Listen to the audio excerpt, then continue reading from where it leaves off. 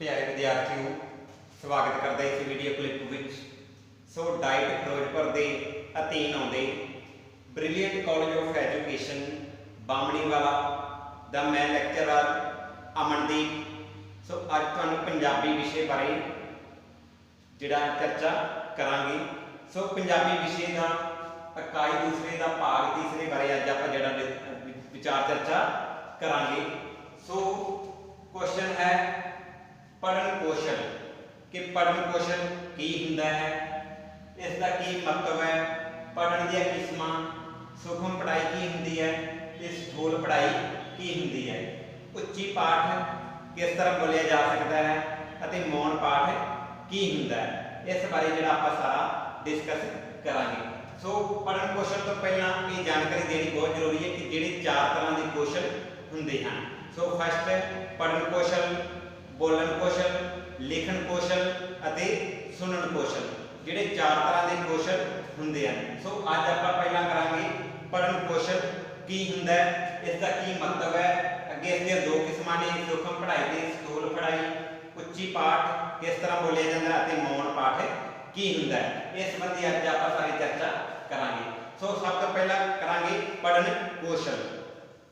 लिपिबंध अखरां दी जबानी प्रगटाव नूं पढ़ना किया जाता है, जां लिपिबंध किसी के विचारों के प्रगटाव नूं पढ़ना किया जाता है कि किसी के जो भी विचार होंगे हैं, जो आप उसनूं पढ़ते हैं या समझते हैं, उसनूं जिहड़े पढ़न कौशल किया जाता है कि उसनूं किस तरह पढ़िया जाता है।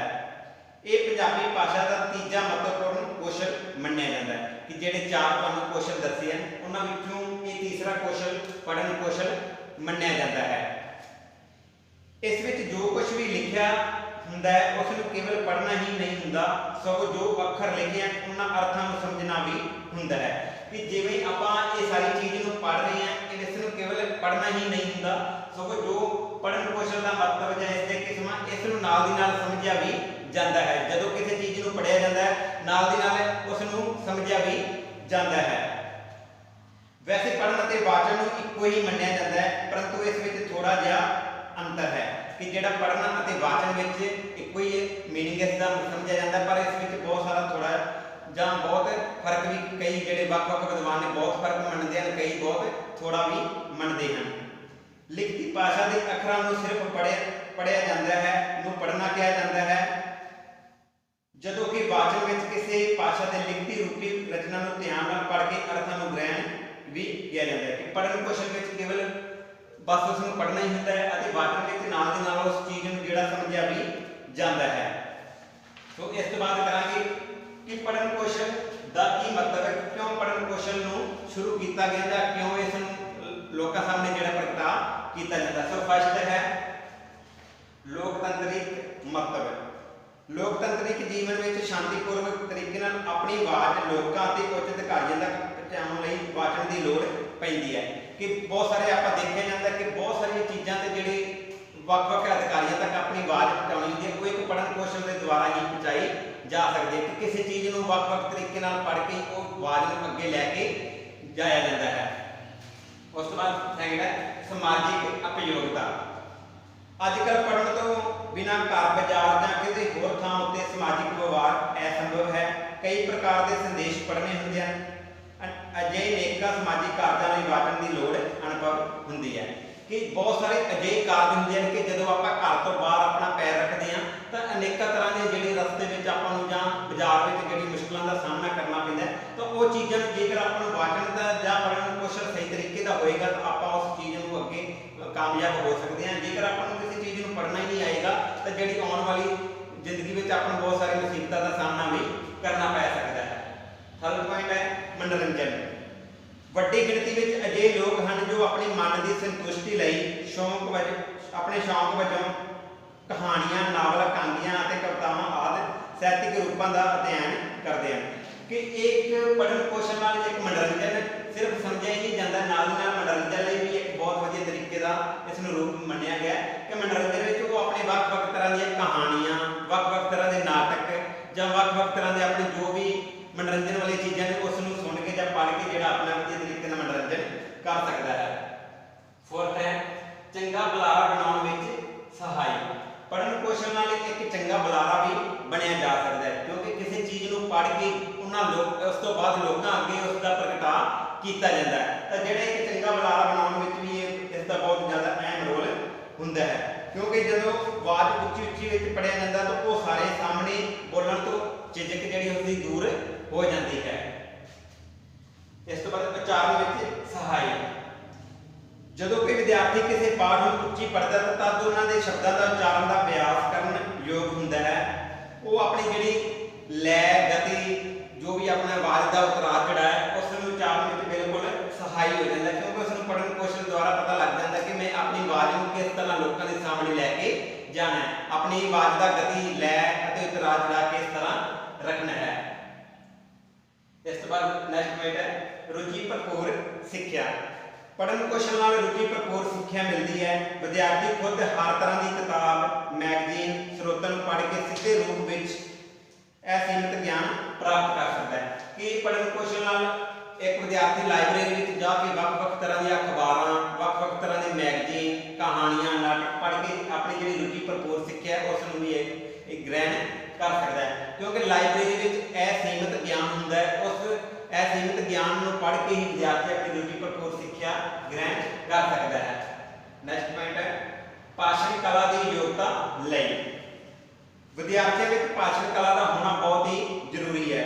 बच्चे को भाषण कला की योग्यता सिखाने लई वाचन की जरूरत अनुभव की जाती है। कि जेकर भाषण वक्-वक् जथेबंदियों नाल जो लोग जुड़े होंगे हैं उन्होंने जिहड़ा पढ़न कौशल है वो बहुत ही वधिया तरीके का होंदा है। पढ़न कौशल के नाल बोलन कौशल उन्होंने दो कौशल में बिल्कुल अपने मार होंगे, क्योंकि उन्होंने हर एक चीज़ को पढ़न में बिल्कुल अगे होंगे हैं। नैक्सट पॉइंट है सूचनावां ग्रहण करने लई। जेकर किसी चीज़ को आप पढ़ांगे तो जी उसकी सूचना होंगी है उसको आप समझण जां पढ़न में भी आप मार हो जाते हैं कि ये जो पढ़न कौशल है सूचनावां ग्रहण करने में भी बहुत सहाई होंदा है। नैक्सट पॉइंट इतिहास की जानकारी है। सो पढ़न कौशल नाल जिहड़े वाचन की योग्यता नाल संबंध नहीं रखते, ज़्यादा अपना वाचन नहीं करते, वो जिहड़े अपने इतिहास जां सभ्याचार है उसकी जानकारी उन्होंने जिहड़ी अधूरी होंदी है। जो सिर्फ पढ़न कौशल या वाचन कौशल नाल अपना संबंध रखते हैं वो अपने देश की हर एक इतिहास सभ्याचार रहन सहन जो भी अपना सिस्टम चल रहा है उस विच उन्होंने पूरी एक जानकारी मिल जाती है, क्योंकि जो उन्होंने पढ़न कौशल है वो जिथे भी जाएंगे उस चीज़ को पढ़ के जी अपनी जानकारी में वाधा कर लेंगे हैं। सो ये पढ़न कौशल का मतलब। सो हुण करांगे इस दियां किस्मां की पढ़न कौशल दी किस्मां किस तरह दियां दखणियां हुंदियां ने। दो किस्मां ने सूक्ष्म पढ़ाई ते दूसरी स्थूल पढ़ाई। सो फर्स्ट करांगे आपां सूक्ष्म पढ़ाई कि सूक्ष्म पढ़ाई हुंदी की है। राष्ट्रीय शिक्षा नीति के अधीन हरेक जमात में बच्चे को पढ़ाया जाने वाला पाठक्रम निर्धारित है कि वक्-वक् कोर्सां में पहले ही पाठक्रम निर्धारित कर दिता जाता है कि इन्हां पाठ को पढ़ाया जाना है। इस पड़ाव में पिछले विषय को पढ़ाने लई माहिर अध्यापक और सिक्ख्या शास्त्रियों द्वारा पाठ पुस्तकां तैयार की जांदियां हैं। विद्यार्थी सारा साल इन्हां किताबां विचों पढ़दा है और परीक्षा पास करके अगली जमात में जाता है। विद्यार्थी की पढ़ाई लिए विषय वस्तु नाल संबंधित पुस्तकां ही लगाईयां जांदियां हैं। कि सूक्ष्म पढ़ाई का अर्थ है कि वो वाली चीज़ एक सिलेबस विच जो हुंदी है वो वाली जिहड़ी पढ़ाया जाता पाठक्रम उसमें एक सूक्ष्म पढ़ाई का नाम दिता जाता है। सो सूक्ष्म पढ़ाई के अगे दो तरह के आ जाते हैं कि उच्ची पाठ और मौन पाठ। कि उच्ची पाठ की हुंदा है और मौन पाठ की हुंदा है। उच्ची पाठ का अर्थ है कि किसी भी चीज़ को बहुत ही उच्चा उच्चा पढ़ना, उच्ची उच्ची बोल के सारे बच्चों को सुनाया जाता है, उसमें उच्ची पाठ का नाम दिता जाता है। दूसरा है मौन पाठ। मौन पाठ का अर्थ होता है कि मन के विच ही किसी चीज़ को पढ़ना। सो उच्ची पाठ का आप करेंगे उच्ची पाठ का की लाभ है कि उच्चा पाठ जो विद्यार्थियों को सुनाया जाता है उसका की लाभ होता है। सो फर्स्ट पॉइंट आत्मविश्वास। इस विधि नाल बच्चे खुद दूजे के सामने उच्ची पाठ बोल के पाठ पढ़ते हैं तो आत्मविश्वास में वाधा होता है।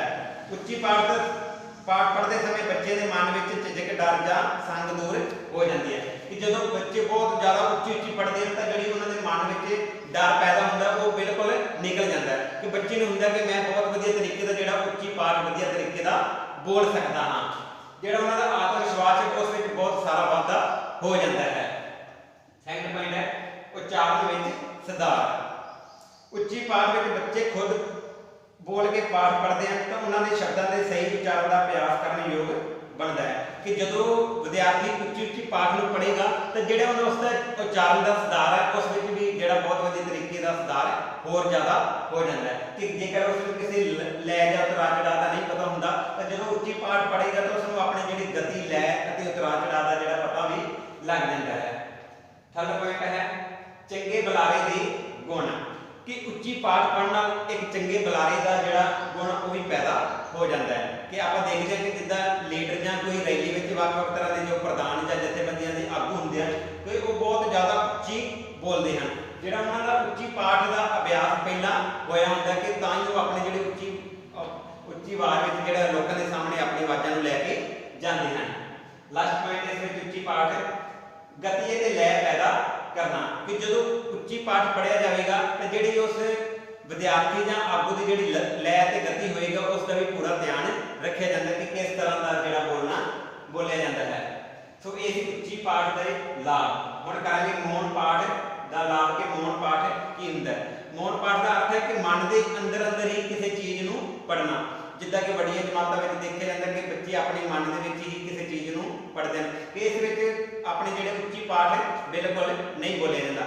ਆਪਾਂ ਵੀ ਆਮ ਕਲਾਸਾਂ ਵਿੱਚ ਦੇਖਦੇ ਹਾਂ ਕਿ ਕਈ ਬੱਚੇ ਬਹੁਤ ਕਿਸੇ ਟਾਈਮ ਵੀ ਪੇਪਰ ਲਿਖਣਗੇ ਤਾਂ ਬੋਲ ਕੇ ਆਪਣਾ ਜਿਹੜਾ ਪੇਪਰ ਲਿਖਣਗੇ ਤੇ ਕਈ ਵਿਦਿਆਰਥੀ ਅਜਿਹੇ ਹੁੰਦੇ ਹਨ ਕਿ ਉਹ ਆਪਣੇ ਮਨ ਦੇ ਅੰਦਰ ਹੀ ਜਿਹੜੀ ਕਿਸੇ ਚੀਜ਼ ਨੂੰ ਲਿਖ ਜਾਂਦੇ ਹਨ। ਸੋ ਫਸਟ ਕਰਾਂਗੇ ਮੌਨ ਪਾਠ ਦਾ ਲਾਭ। ਫਸਟ ਪੁਆਇੰਟ ਹੈ ਡੂੰਘੇ ਅਰਥਾਂ ਨੂੰ ਸਮਝਣਾ ਕਿ ਮੌਨ ਪਾਠ ਦਾ ਲਾਭ ਕੀ ਫਸਟ ਹੈ ਡੂੰਘੇ ਅਰਥਾਂ ਨੂੰ ਸਮਝਣਾ। ਮੌਨ ਪਾਠ ਵਿੱਚ ਬੱਚੇ ਦਾ ਧਿਆਨ ਅਰਥਾਂ ਵੱਲ ਜ਼ਿਆਦਾ ਹੁੰਦਾ ਹੈ ਜਿਸ ਕਰਕੇ ਉਹ ਆਪਣੇ ਕਈ ਡੂੰਘੇ ਅਰਥਾਂ ਬਾਰੇ ਗਿਆਨ ਪ੍ਰਾਪਤ ਕਰਨ ਵਿੱਚ ਸਹਾਈ ਹੁੰਦਾ ਹੈ ਕਿ ਮੌਨ ਪਾਠ ਵਿੱਚ ਬੱਚਾ ਬਹੁਤ ਹੀ ਜ਼ਿਆਦਾ ਡੀਪਲੀ ਉਸ ਚੀਜ਼ ਨੂੰ ਪੜ੍ਹਨ ਲੱਗ ਪੈਂਦਾ ਹੈ ਤਾਂ ਜਿਸ ਕਾਰਨ ਉਹ ਮੌਨ ਪਾਠ ਦਾ ਇੱਕ ਬਹੁਤ ਵਧੀਆ ਤਰੀਕੇ ਦਾ ਲਾਭ ਮੰਨਿਆ ਜਾ ਸਕਦਾ ਹੈ। ਸੈਕੰਡ ਪੁਆਇੰਟ ਹੈ ਵੱਡੀ ਜਮਾਤ ਲਈ ਸਹਾਈ। ਛੋਟੀ ਪਾਠ ਲਈ ਤਾਂ ਉੱਚੀ ਪਾਠ ਦੇ ਦੁਆਰਾ ਹੀ ਪੜਾਇਆ ਜਾ ਸਕਦਾ ਹੈ ਪਰ ਜਦੋਂ ਬੱਚੇ ਬਹੁਤ ਵੱਡੀ ਕਲਾਸਾਂ ਵਿੱਚ ਆ ਜਾਂਦੇ ਹਨ ਤਾਂ ਉਹ ਜਿਹੜਾ ਉਸ ਸਮੇਂ ਜਿਹੜਾ ਮੌਨ ਪਾਠ ਦੀ ਵਰਤੋਂ ਜ਼ਿਆਦਾ ਕੀਤੀ ਜਾਂਦੀ ਹੈ ਕਿਉਂਕਿ ਬੱਚੇ ਨੇ ਆਪਣੇ ਮਨ ਦੇ ਅੰਦਰ ਹੀ ਕਿਸੇ ਚੀਜ਼ ਨੂੰ ਪੜ੍ਹਨਾ ਹੁੰਦਾ ਹੈ। ਥਰਡ ਪੁਆਇੰਟ ਹੈ ਗਿਆਨ ਵਿੱਚ ਵਾਧਾ। ਮੌਨ ਪਾਠ ਰਾਹੀਂ ਬੱਚਿਆਂ ਦੇ ਗਿਆਨ ਵਿੱਚ ਵਾਧਾ ਹੁੰਦਾ ਹੈ ਕਿਉਂਕਿ ਵਿਦਿਆਰਥੀ ਆਪਣੀ ਮਰਜ਼ੀ ਨਾਲ ਅਸੀਮਿਤ ਗਿਆਨ ਜਾਂ ਪੜ੍ਹਾਈ ਕਰ ਸਕਦੇ ਹਨ ਕਿ ਜਦੋਂ ਵਿਦਿਆਰਥੀ ਲਾਇਬ੍ਰੇਰੀ ਜਾਂਦਾ ਹੈ ਉਹ ਆਪਣੀ ਪੜ੍ਹਾਈ ਦੇ ਨਾਲੋਂ ਹਟ ਕੇ ਹੋਰ ਬਹੁਤ ਸਾਰੀਆਂ ਚੀਜ਼ਾਂ ਵੀ ਪੜ੍ਹਦਾ ਹੈ ਤਾਂ ਜਿਹੜਾ ਉਸਦੇ ਗਿਆਨ ਵਿੱਚ ਵੀ ਵਾਧਾ ਹੁੰਦਾ ਹੈ। ਸੋ ਮੌਨ ਪਾਠ ਦਾ ਲਾਭ ਹੈ ਕਿ ਗਿਆਨ ਵਿੱਚ ਵਾਧਾ ਵੀ ਬੱਚੇ ਦੇ ਹੁੰਦਾ ਹੈ। ਲਾਸਟ ਪੁਆਇੰਟ ਹੈ ਉਚਿਤ ਢੰਗ। ਜਦੋਂ ਬੱਚਾ ਮੌਨ ਪਾਠ ਕਰਦਾ ਹੈ ਤਾਂ ਉਹ ਆਪਣੇ ਪਾਠ ਨੂੰ ਮੂੰਹ ਵਿੱਚ ਹੀ ਪੜ੍ਹਦੇ ਜਾਂਦਾ ਹੈ ਜੋ ਕਿਸੇ ਦੂਜੇ ਨਾਲ ਹਲਚਲ ਨਹੀਂ ਕਰਦੇ। ਇਸ ਵਿਧੀ ਨੂੰ ਅਸਭਿਆ ਢੰਗ ਨਾਲ ਕੋਈ ਯਾਦ ਕਥਨੀ ਨਹੀਂ ਹੋਏਗਾ ਕਿ ਜਦੋਂ ਵੀ ਉਹ ਪੜ੍ਹੇ ਉਚਿਤ ਢੰਗ ਨਾਲ ਪੜ੍ਹੇਗੀ ਕਿ ਜੋ ਵੀ ਨਾਲ ਵਾਲਾ ਬੱਚਾ ਬੈਠਾ ਹੈ ਉਸ ਨੂੰ ਵੀ ਬਿਲਕੁਲ ਸੁਣਾਈ ਨਹੀਂ ਦਿੰਦਾ ਤਾਂ ਜਿਸ ਕਰਕੇ ਅਨੁਸ਼ਾਸਨ ਵੀ ਬਹੁਤ ਵਧੀਆ ਤਰੀਕੇ ਦਾ ਬਣਿਆ ਜਾਂਦਾ ਹੈ। ਜ਼ਿਆਦਾਤਰ ਉਚਿਤ ਢੰਗ ਨਾਲ ਲਾਇਬ੍ਰੇਰੀ ਵਿੱਚ ਦੇਖਿਆ ਜਾਂਦਾ ਕਿ ਬੱਚੇ ਬਹੁਤ ਹੀ ਜ਼ਿਆਦਾ ਆਪਣਾ ਮੌਨ ਪਾਠ ਹੀ ਕਰਦੇ ਹਨ ਕਿਉਂਕਿ ਲਾਇਬ੍ਰੇਰੀ ਦਾ ਜਿਹੜਾ ਮਾਹੌਲ ਬਿਲਕੁਲ ਸ਼ਾਂਤ ਮਾਹੌਲ ਵਿੱਚ ਰਹਿ ਕੇ ਹੀ ਪੜ੍ਹਨਾ ਹੁੰਦਾ ਹੈ। ਸੋ ਉੱਥੇ ਜਿਹੜਾ ਉਚਿਤ ਢੰਗ ਦੀ ਵਰਤੋਂ ਵੀ ਕੀਤੀ ਜਾਂਦੀ ਹੈ। ਸੋ ਆਪਾਂ ਕਰ ਰਹੇ ਸੀ ਸੂਖਮ ਪੜ੍ਹਾਈ ਤਾਂ ਹੋਗੀ ਜੋ ਸਿਲੇਬਸ ਦੇ ਨਾਲ ਸੰਬੰਧਿਤ ਹੁੰਦੀ ਹੈ। ਸੋ ਸੈਕੰਡ ਪੁਆਇੰਟ ਕਰਾਂਗੇ ਸਥੂਲ ਪੜ੍ਹਾਈ ਕੀ ਹੁੰਦੀ ਹੈ। ਸਿੱਖਿਆ ਦਾ ਉਦੇਸ਼ ਕੇਵਲ ਕਿਤਾਬੀ ਗਿਆਨ ਨੂੰ ਪ੍ਰਾਪਤ ਕਰਨ ਨਾਲ ਨਹੀਂ ਹੁੰਦਾ ਸਗੋਂ ਕਿਤਾਬੀ ਪੜ੍ਹਾਈ ਦੇ ਨਾਲ ਨਾਲ ਸੰਸਾਰਿਕ ਜੀਵਨ ਦੇ ਬਹੁਪੱਖੀ ਗਿਆਨ ਤੋਂ ਜਾਣੂ ਵੀ ਕਰਵਾਉਣਾ ਹੈ। ਸੋ ਸੂਖਮ ਪੜ੍ਹਾਈ ਦਾ ਜੋ ਵੀ ਆਪਾਂ ਸਿਲੇਬਸ ਪਹਿਲਾਂ ਹੀ ਨਿਰਧਾਰਤ ਕਰ ਦਿੱਤਾ ਜਾਂਦਾ ਕਿ ਬੋਰਡ ਵੱਲੋਂ ਕਿ ETT ਜਾਂ B.Ed ਦਾ ਆਹ ਵਾਲਾ ਸਿਲੇਬਸ ਕਰਨ ਜਾ ਰਹੇ ਹਾਂ। ਸੋ ਸੂਖਮ ਪੜ੍ਹਾਈ ਦਾ ਇੱਕ ਸਿਲੇਬਸ ਦੇ ਨਾਲ ਸੰਬੰਧਿਤ ਹੁੰਦੀ ਹੈ ਪਰ ਸਥੂਲ ਪੜ੍ਹਾਈ ਦਾ ਬਾਰੇ ਕਿ ਉਸ ਸਿਲੇਬਸ ਤੋਂ ਹਟ ਕੇ ਜੋ ਕੁਝ ਵੀ ਪੜ੍ਹਿਆ ਜਾਂਦਾ ਹੈ ਜਿੱਦਾਂ ਕਿ ਲਾਇਬ੍ਰੇਰੀ ਵਿੱਚ ਜਾ ਕੇ ਬੱਚਾ ਅਖਬਾਰ ਪੜ੍ਹਦਾ ਹੈ ਜਾਂ ਮੈਗਜ਼ੀਨ ਪੜ੍ਹਦਾ ਹੈ ਜਾਂ ਕਿਸੇ ਵੀ ਉੱਚ ਵਿਦਵਾਨ ਦੀਆਂ ਕਹਾਣੀਆਂ ਕਵਿਤਾਵਾਂ ਜੋ ਵੀ ਸਿਲੇਬਸ ਤੋਂ ਰਿਲੇਟਡ ਬਿਨਾਂ ਜਾ ਕੇ ਪੜ੍ਹੇਗਾ ਉਸ ਸਿਲੇਬਸ ਨਾਲ ਰਿਲੇਟਡ ਨਹੀਂ ਹੋਏਗਾ ਤਾਂ ਉਸ ਨੂੰ ਜਿਹੜੇ ਇੱਕ ਸਥੂਲ ਪੜ੍ਹਾਈ ਦਾ ਨਾਮ ਦਿੱਤਾ ਜਾਂਦਾ ਹੈ। ਸੋ ਇਸ ਦੇ ਉਦੇਸ਼ ਕੀ ਹੁੰਦੇ ਹਨ ਸਥੂਲ ਪੜ੍ਹਾਈ ਦੇ ਬਹੁਪੱਖੀ ਵਿਕਾਸ ਕਰਨਾ, ਸਵੈ ਧਿਆਨ ਦਾ ਵਿਕਾਸ ਹੋਣਾ, ਲਾਇਬ੍ਰੇਰੀ ਲਈ ਪ੍ਰੇਰਿਤ ਕਰਨਾ, ਸ਼ਬਦ ਭੰਡਾਰ ਵਿੱਚ ਵਾਧਾ ਕਰਨਾ, ਸ਼ਬਦ ਕੌਸ਼ਲ ਦਾ ਵਿਕਾਸ ਕਰਨਾ, ਮਨੋਰੰਜਨ ਰਾਹੀਂ ਪੜ੍ਹਨ ਦਾ ਮੌਕਾ ਦੇਣਾ, ਆਤਮ ਵਿਸ਼ਵਾਸ ਵਿੱਚ ਵਾਧਾ ਕਰਨਾ ਅਤੇ ਇਸ ਤੋਂ ਬਾਅਦ ਸ਼ਬਦ ਭੰਡਾਰ ਵਿੱਚ ਵਾਧਾ ਕਰਨਾ, ਕਲਪਨਿਕ ਸ਼ਕਤੀ ਦਾ ਵਾਧਾ ਕਰਨਾ ਕਿ ਇਸ ਵਾਲੀ ਜਿਹੜੀ ਇਹ ਪੜ੍ਹਾਈ ਹੋਏਗੀ ਇਸ ਦੇ ਵੀ ਕਈ ਉਦੇਸ਼ ਅੱਗੇ ਦਿੱਤੇ ਗਏ ਨੇ ਕਿ ਇਹਨਾਂ ਉਦੇਸ਼ਾਂ ਨਾਲ ਹੀ ਜਿਹੜੀ ਇੱਕ ਸਕੂਲ ਪੜ੍ਹਾਈ ਆਪਣੀ ਕਾਮਯਾਬ ਕੀਤੀ ਜਾ ਸਕਦੀ ਹੈ। ਸੋ ਇਹ ਸੀ ਟੌਪਿਕ ਪੜ੍ਹਨ ਕੌਸ਼ਲ ਦਾ ਮਹੱਤਵ, ਪੜ੍ਹਨ ਦੀਆਂ ਕਿਸਮਾਂ, ਸੂਖਮ ਪੜ੍ਹਾਈ, ਸਥੂਲ ਪੜ੍ਹਾਈ, ਉੱਚੀ ਪਾਠ ਕਿਸ ਤਰ੍ਹਾਂ ਬੋਲਿਆ ਜਾਂਦਾ ਹੈ ਅਤੇ ਮੌਨ ਪਾਠ ਕੀ ਹੁੰਦਾ ਹੈ। ਸੋ ਇਸ ਨਾਲ ਜਿਹੜਾ ਤੁਹਾਡਾ ਕੁਐਸਚਨ ਹੈ ਬਿਲਕੁਲ ਖਤਮ ਹੋ ਗਿਆ। Thank you students.